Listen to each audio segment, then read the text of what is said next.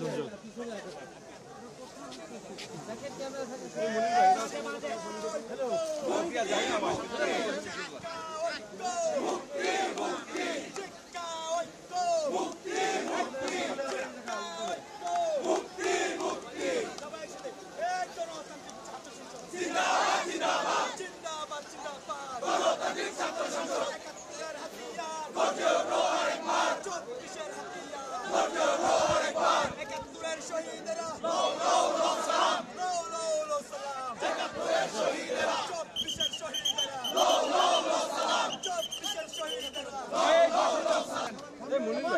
বইটা সারা দিচ্ছে তো ভাই, এটা তো পুরো সেন্টারটা কেমন হয় এখন কোন দেখবি তুই দেখ না কি জিন্দাবাদ জিন্দাবাদ জিন্দাবাদ গণতান্ত্রিক ছাত্র সংসদ জিন্দাবাদ জিন্দাবাদ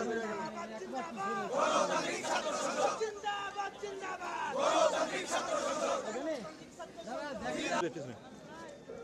বাংলাদেশের আমাদের যে মহান মুক্তিযুদ্ধ, সেই মহান মুক্তিযুদ্ধে 25শে মার্চ রাতে 26 প্রহরে স্বাধীনতা ঘোষণা করা হয় এবং এই 26শে মার্চকে আমরা বাংলাদেশের ইতিহাসে মহান স্বাধীনতা দিবস হিসেবে আমরা পালন করে আসছি।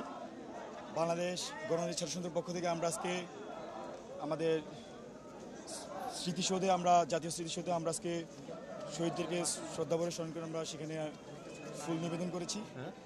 আমরা মনে করছি যে বাংলাদেশ, সেই বাংলাদেশ নতুন আশঙ্কার জন্ম দিয়েছে এবং বিশেষ করে আমরা দেখেছি এই 24শে যে জুলাই অভ্যুত্থান, সেই জুলাই অভ্যুত্থানে ছাত্রদের একটা বৃহত্তর কন্ট্রিবিউশন ছিল।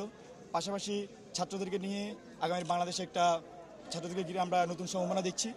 তো সেই আকাঙ্ক্ষা প্রত্যাশা পূরণে বাংলাদেশ গণতান্ত্রিক ছাত্র সংসদ কাজ করে যাচ্ছে।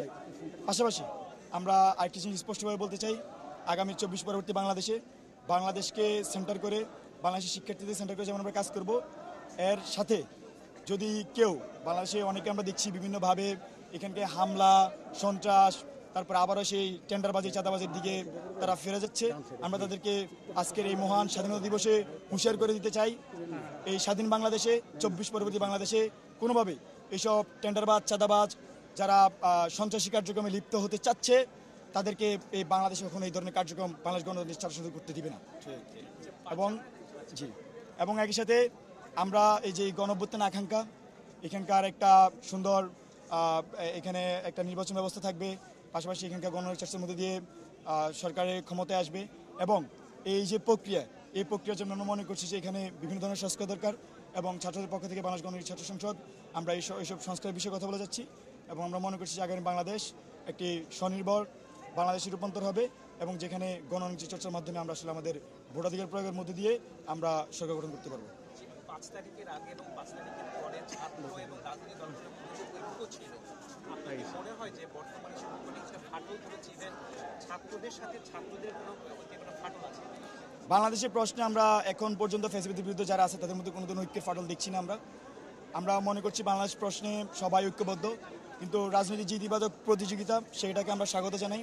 সেই ইতিবাচক প্রতিযোগিতার অংশ হিসাবে এখানে রাজনৈতিক মতানৈক্য থাকবে, আমরা সেটাকেও সাধুবাদ জানাই।